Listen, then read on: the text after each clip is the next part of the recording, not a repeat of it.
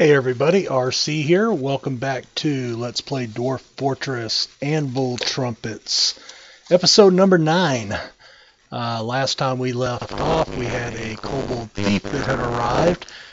We had worked on some stockpile issues, some new shops were being set up, and at the end of the episode, we were going to talk about setting up your military.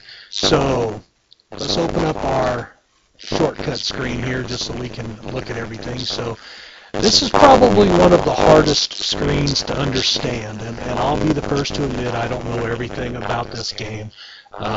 So we're going to start off by hitting M for military, and we're going to create a squad. Now, I always start them off with no uniform because I don't have anything crafted for them. It gives them a default name, which we can then change, but I'm going to do that last. We're going to use our arrow key, so we're going to use the right arrow, and you notice that moves from here to here, and vacant lights up. So we're going to choose that first vacant slot, and then we're going to scroll over again to our list of dwarfs. And I'm going to go down, and I am going to pick my mace dwarf, Udib, and hit enter. And Udib gets drafted. And then you'll notice the blue part moves down to slot number 2. And it stays over here, but the spot that it's going to feed to is now number 2. And I'm going to go down to Dishmab, my hammer dwarf, hit enter again, and now Dishmab has been drafted. And I could continue down the process, and as I get more military people, we will fill this out. Now, what I'm going to do is use my left arrow and come back to the name, and so we're going to name this now, and we're going to call this Udib's Atom Smashers, just to come up with something. Atom smashing, I try to give it some name that I will recognize whether they are melee or ranged, and that way when I'm just looking at names in the game, I don't have to remember. It's kind of obvious. So, you can name it, whatever you want. The golden shields, the spiked lancers, whatever you want. Or go with the random name. And I'm going to hit enter, and then when you're done, we're going to escape. Now, before I'm done with that, that's how to set up a squad. Okay? Now, while we have Udib's Atom Smashers highlighted, you can now create a new squad appointed by this leader. Now your leader is the number 1 guy. And that will create a second squad here with its own set of 10 people. So eventually we will probably have 2 melee squads and 2 archer squads. And probably have 40 dwarves in our military at some point in the future. Right now, those are my only 2 that are military. I can draft or recruit these other people, but I really don't want to. So I'm going to do a couple of things here. Let's start off with ammunition. I do not use hunting very often, so what you can see hunters is in blue, and they are set up to have 100 bolts. Well, I'm going to hit D to remove that item, and now hunters have no ammunition. And if I use the up and down arrow and go down to Udib's Atom Smashers, they also have no ammunition, which they don't need any because they are going to be melee dwarves. Now, if I was setting up a squad of ranged dwarves, I could hit C to add an item, and then I could select bolts or whatever it was that I wanted, and then I could set a number to go in there. Okay, I don't want to do that, so I'm going to hit escape to cancel. Alright, so now I've done my ammunition. Now I want to go into supplies. I want to go, yep. So you can see in blue, that's the highlighted group. They're set to carry any drink and any 2 food that they want. Well, right now, I don't want them taking time to go get food or drink, so I'm going to use my right arrow. Actually, you don't do that. To change, let's see, it's the minus key, and the plus key is for your drink, and your arrow key and your division and multiplication key on your number pad does your food. So I want to set this to carry no water or food. Alright, so that's my supplies. equipment. This is where you could go in and set if you want, if you wanted them to carry something particular. I don't have any weapons right now, so they are unarmed. So they are set up. Now I hit escape and I'm back here. Now what you can do is you can hit S, and that will pull up your squads. Okay? And there's my group that I just made. Udib's Atom Smashers has 2 people in it. And I am going to select them. So if you hit lowercase letters, it selects just that group. If you select capital letters by hitting Shift, you can select multiple groups. So if I had 4 groups, they would be A, B, C, and D, I could hit Shift A, Shift B, and Shift C, and it would pick all 3 groups for me to then make a decision with. But right now I just have the one, so I'm hitting A, and you notice they highlight, and I want them to attack, so K, and then I'm going to use my cursor, and I'm going to go up and find that kobold right there, and there's Deacus, and now that I've highlighted him, I'm going to hit Enter to kill him, and look what happens. Now they have the command to kill Deacus, the kobold thief. Now you'll also notice that our guy down here changed icons. Now he's a military icon. Alright, and if we go down to the second floor, one of our guys was making some rock materials, so he should have changed as well. I don't see him right offhand, so he may have moved. Let's see, this is right there. No, that's a crafter. That's a crafter.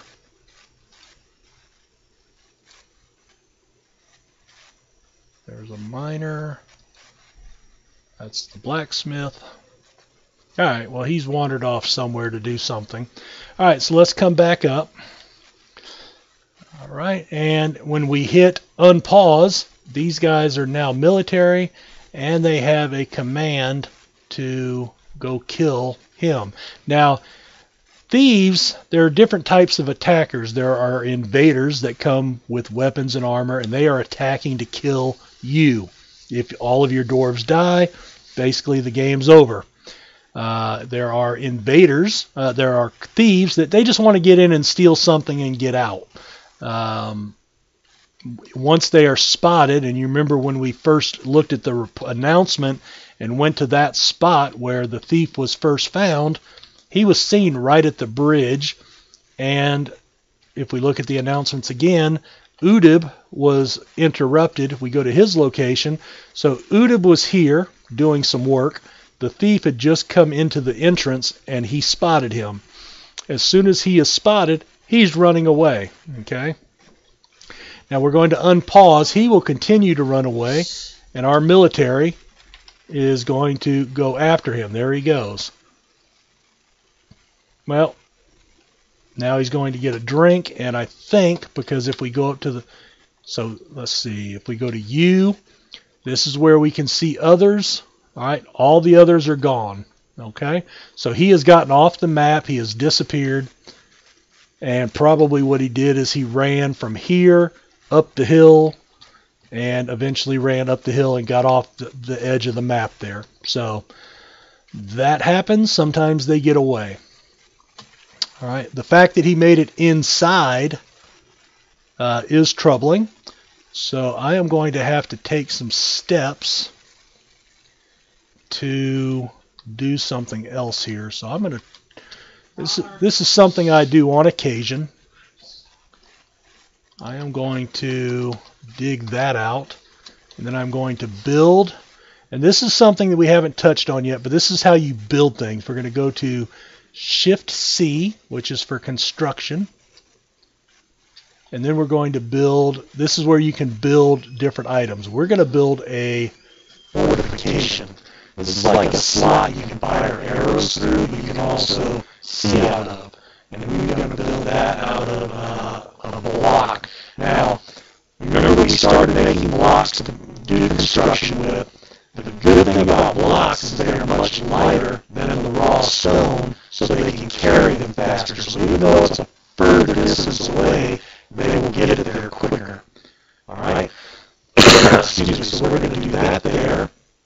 And then I want to dig and mine out this section here. And I want to trim off this section here and that. And we're going to dig back to here. Alright. Now, once they get outside, I will then, and they build the wall, then I will, if they build the fortification first, then I'll come back and dig from this side and clear that out. The reason I don't do that first is because then that opens the entrance into my fortress. If I get attacked right, before I can get the walls built, then there's nothing I can do to stop them except fight it out hand to hand. And, okay, let's go to Z. Remember I gave offices to my bookkeeper. He has started tracking things. I am down to 27 drinks. This is drastic. Alright, first thing I want to do down here, we built a kitchen, we built a still. I need to build stockpiles for furniture in both of these rooms. Okay? And you'll find yourself bouncing from one thing to another in this game. Alright, we're going to set this, and I want to only have, so we're going to forbid, I want only stone or clay, and I want to forbid all of these types except for large pots and barrels. Now, I'm not making barrels, but I will have a few barrels left over from the beginning of the game, and I'm making pots. And I'm going to do the same thing here. Forbid metal and other. Forbid types, except for pots and barrels. So I've set these stockpiles by doing that to only accept rock pots and barrels that are being made by the craft stores down in this shop area. And remember, pots are used to store food, which the kitchen will use, and alcohol, which the still will use. Now, I need to come in and query the still, add a new task, brew drink from plants, and set that as a repeat job. Go into my workflow, drinks of any material, and I have 25 left. Well, if I get below 50, I want to make more and have 200. Same thing with my kitchen. I want to start making easy meals, and I want, that'll make biscuits, and I want 10 to 20 of those. And that's it. Nobody's a good enough cook to start, and we don't have enough stuff to really make the higher end things, but that will get our guys cooking and working away there. I believe I'm going to build a zone. Actually, that's a meeting area. I'm going to also make that a pen pasture, and I'm going to add one of my dogs into it. Now, you'll see the green. That means they're in another zone, the one down here.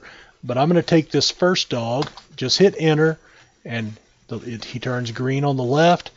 That means he's going to get moved from this stockpile to this one at some point. And that way, he's right up in here. It gives him a better chance to spot thieves coming in from the outside. Here you can see some of our blocks getting moved into here. Now, we do have bins allowed. They just don't have any bins made yet. And that's okay. All right. We're going to do P and U for furniture, because this stock room has now been dug out. And we're going to make a big stock room here. And then I want to make a finished goods stockpile here. How about, let's see, there. And then another finished goods stockpile here. Now we'll query those settings.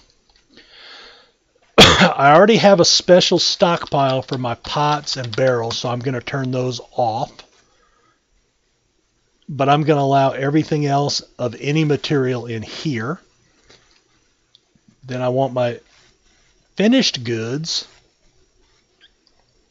I want everything except for goblets in this one. And then I'm going to put my goblets into this one. So we're going to forbid all types and then turn goblets back on. And the reason I did that, it was to turn them all off at one time. It was easier to change one thing than to change the entire list. So these shops will make the mugs. Those will get put here. Anything else that they make that's a finished good, a nest box or crafts, those will go here.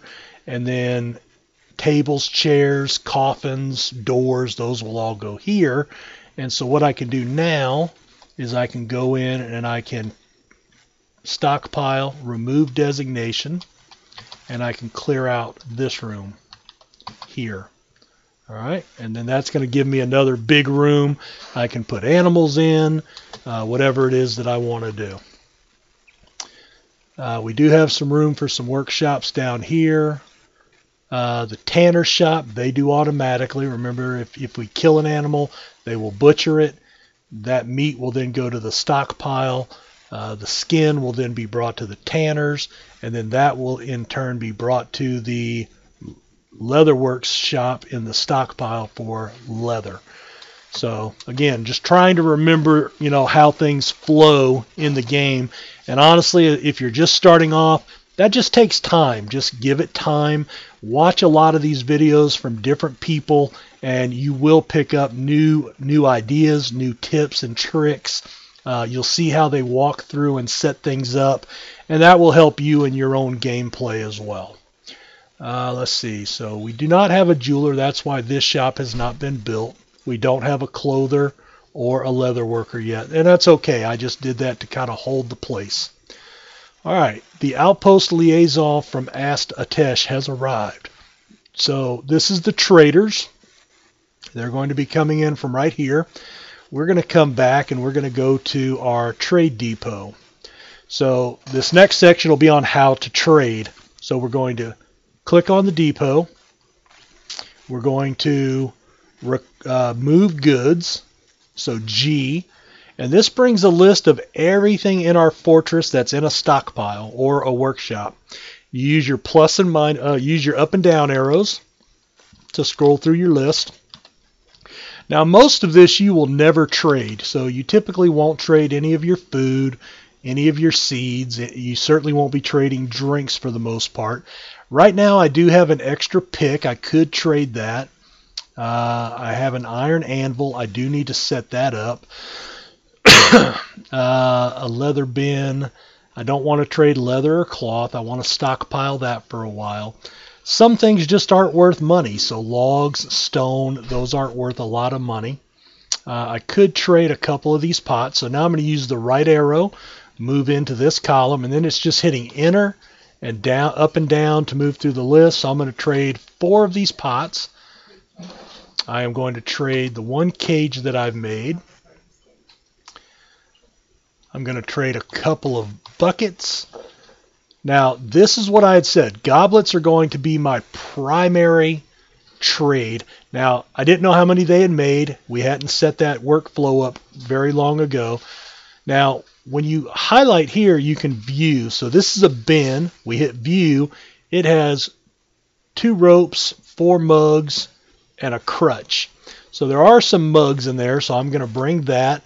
And then I'm going to move the rest of these mugs. Now, here is a trick that a lot of people don't do in the videos. Once you're on that first one you want to move, if you hit shift and then your down arrow, it will start adding. So I can actually just now scroll straight down without letting up at all, and it will post them very quickly. All right, so all of my mugs are now set. I don't want to trade any of my bags. I do have some extra splints, so let's trade a few of those. And I'm already bringing that. I'll trade a couple of my crutches. Now, as I trade these, now I'm going to be down to 2. What's that going to do? It will trigger my workshop to unsuspend that job and start making some more. Okay, so that gives us something that we can trade. I am not going to request my trader yet because I want him helping haul things out to the depot, and then I need to wait for the traders to get there. Once they get close and we have most of our stuff, then I will ask for my trader, because he will walk outside, he will come stand out here, and that's where they will conduct business. So I'm going to hit escape and unpause it. And here they come, starting to bring things outside. And you can see he just dropped off a crutch and a pot. Excuse me. All right, there's the traders. All right, now when I click on the depot, I can hit G again, and everything that I set is now at the top, and I can I can scroll over and hit page down. So I have 3.5 pages of things, and we're about halfway through the first page. So when I get about 3 pages done of moving, I will then ask my trader to move out here. Now, once you see that, you'll see why having an actual trader with an appraisal and negotiation skill is important. All right, so their contact has now met your contact, your trader, and he'll come in and find your guy inside. So they want to discuss your situation. The world is the same as ever. This is where they'll give you some news and notes on, it's the headline news of your world. When you're done, you hit A. What do you want? Well, this is where if there's anything in particular that you want, then this is where you can suggest. Now, if you ask for something, they will charge you more, supply and demand. Now, to get through the type list, it's the plus and minus arrows. And when you're in that, then everything available from your trader is here, and that's your up and down arrows. And then to ask for that, it's your left and right arrows, and that will increase your priority or decrease it. So gray is none, blue is a little bit, more, and a high quantity. So what I know I want is seeds. So the 4 seeds that I plant are those 4, and I was actually out of sweet cave wheat, so I'm going to ask for more of that. And you don't have to go back up. You can just now I can hit the plus arrow, and it goes down to anvils and weapons, and just continuing on down the list until you get a clothing. What's the word I'm looking for? Till you get your clothing industry set up to make your own clothes. Keep in mind that clothes last about 2 years in the game, 2 game years, and then they start to rot, and you have to have stuff to replace it, or they'll end up walking around naked and not liking that. I think I'm making plenty of drinks, but again, alcohol is what makes a dwarf run. So in my first trade or two, when I'm low, I'll ask for some more. Now this will not affect what they have currently. Powders. All right, you remember our carpenter, tree cutter, got his leg crushed. Gypsum plaster is what they use to make casts with. So I'm going to ask for a little bit of that. I'm going to ask for a little bit of fish, some straight plump helmets that I can eat and brew to get some more seeds. And that's really all I want at this time, kind of just the bare basics. Later on, you can start asking for real specific things, more detailed things. So when you're done, you hit escape. All right, give it a second. Let me make sure that what you've asked for. So here's all the things that I've asked for. Or that's what, and you can scroll down that list through each individual item. So right there for my seeds, they'll bring us those, and you'll notice we'll be paying above market price, and the higher the request, the more that we'll pay.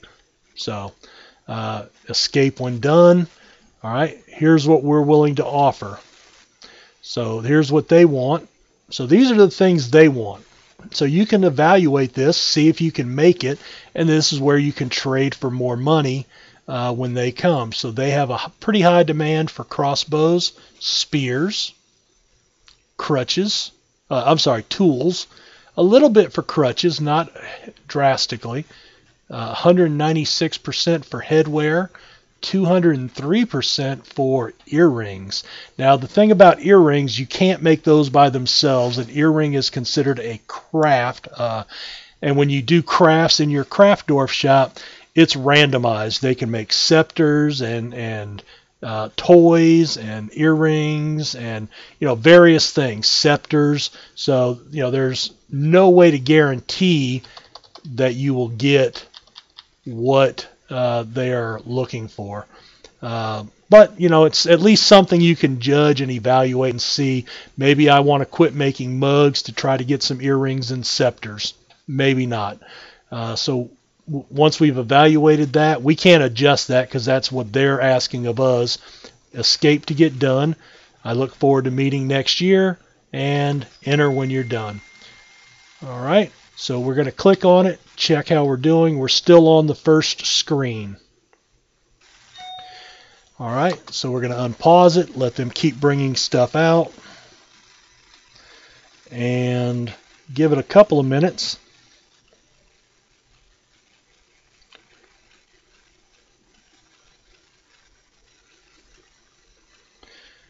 Typing a note to my kid real quick. All right. So they're bringing all the cups outside now.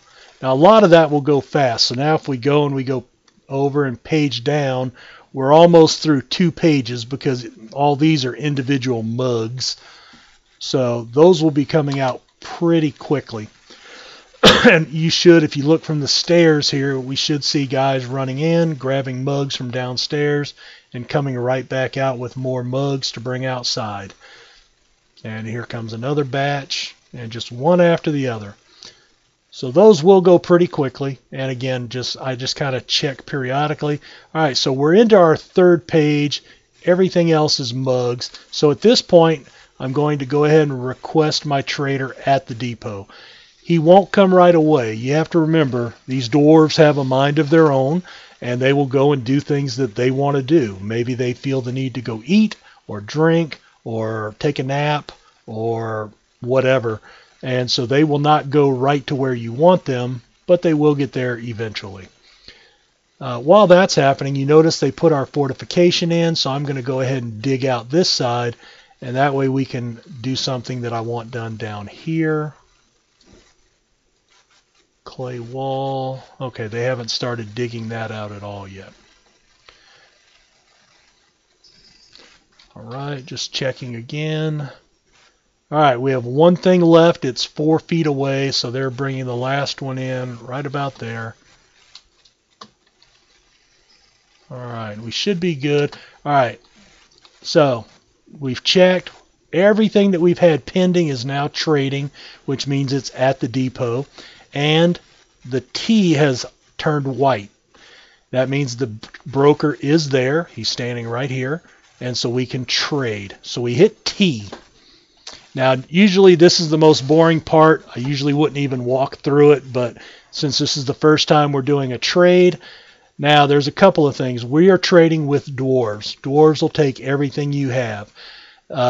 Humans will take everything you have. Elves will not take anything that is made out of wood. In fact, if you try to trade them something made out of wood, they will refuse to trade with you, and they could turn violent and attack you. And if you do that enough, you could end up at war. And where that normally comes into play is when you're storing things into your wooden bins. You can trade like we did bring a bin out here. So, okay, here's a wood bin. If we tried to trade the whole bin, by hitting enter, that trades the bin, which includes everything in it, which is these items up through the splint. Okay. For elves, you would actually want to go and just trade the individual items and keep the bin. Okay, so keep that in mind when you're dealing with the elves. Now, you can hit Shift Enter, and it trades everything. Okay, now you notice these are not marked with a T, but that's because they're in the bin, and it's trading the entire bin. So Shift Enter highlights everything, makes it much easier especially when you have a long list. Okay, so now we're going to use our left arrow to get over to the left side of the screen. This is what they have in their wagons to trade to us. Now, I mentioned the importance of having an actual broker with the appraisal and negotiation skill. The negotiation skill helps you get more for what you're selling and pay less for what they're selling.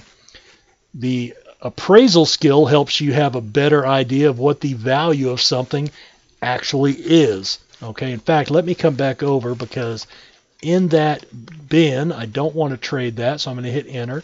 I just want to trade the 4 mugs in it, so we hit those individually. And just like that other one, the other category that I showed, you can hit shift and then the down arrow and scroll through that way and mark things. But I want to keep these ropes, and I'm going to trade the crutch too, but I do want to keep the ropes. Okay, left arrow, we're back on this side. So we have $1,350 that we are trading to them.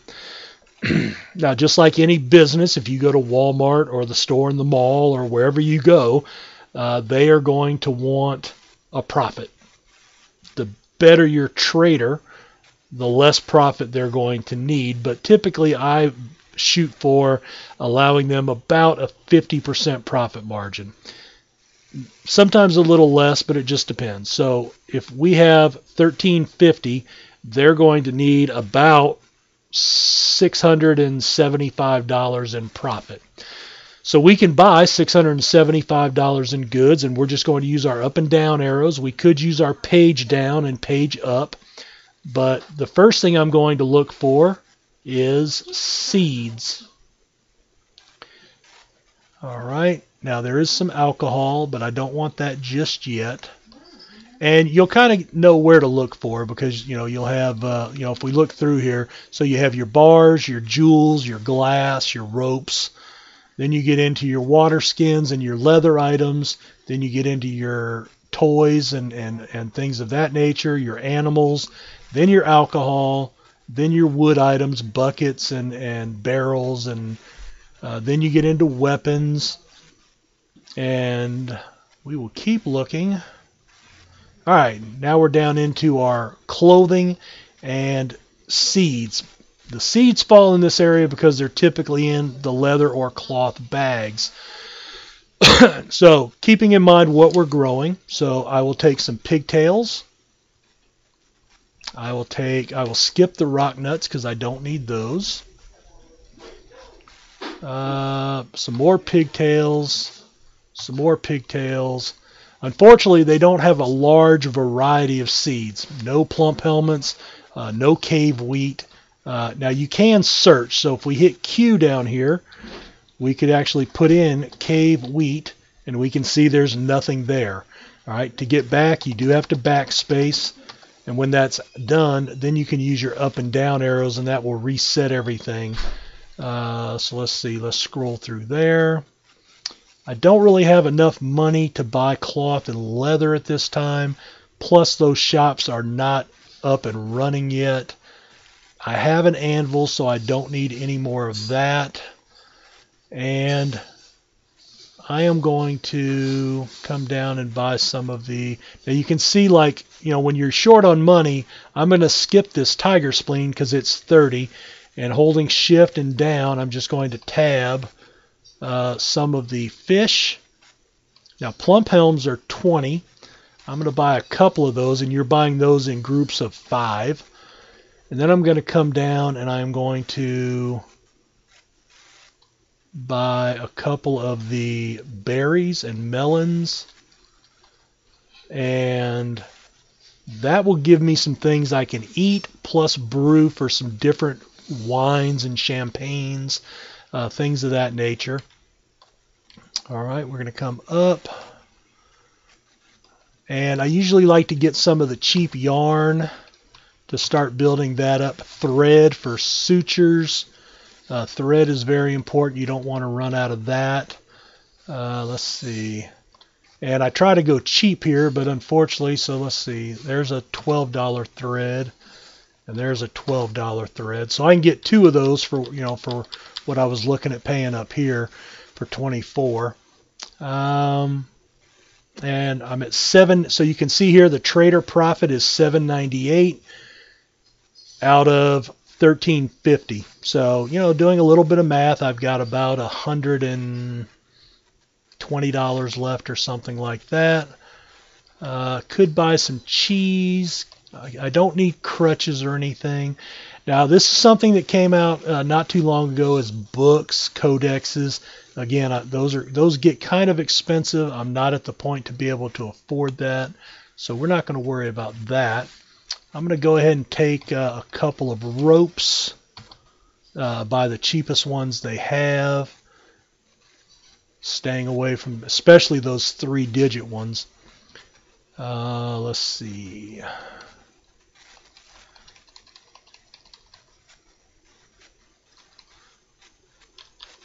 I don't need any more cats or anything like that.